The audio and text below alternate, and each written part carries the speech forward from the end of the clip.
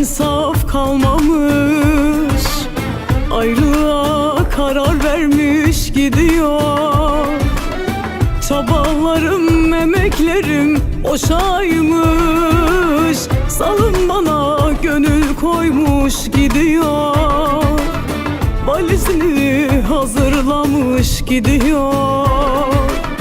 Başıma bela gelecek bilmiyor.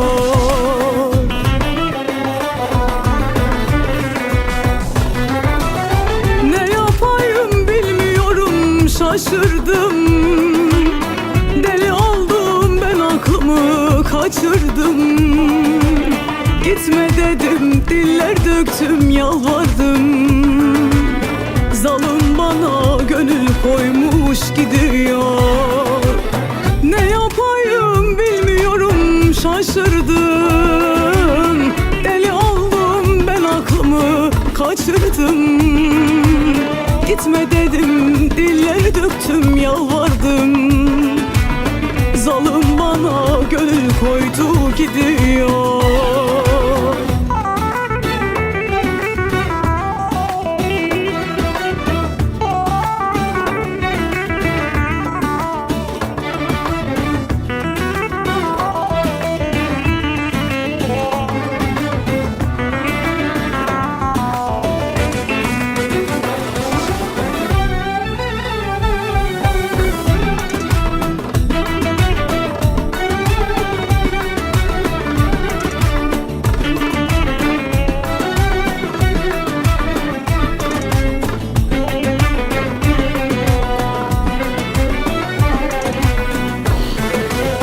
Yok bu işin bir oluru çaresi, hiç başıma gelmemişti böylesi.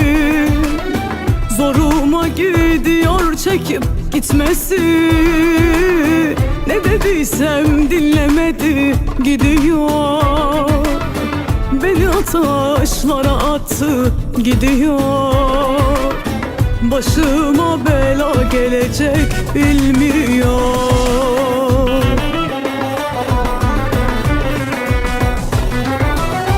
Ne yapayım bilmiyorum, şaşırdım. Deli oldum ben, aklımı kaçırdım.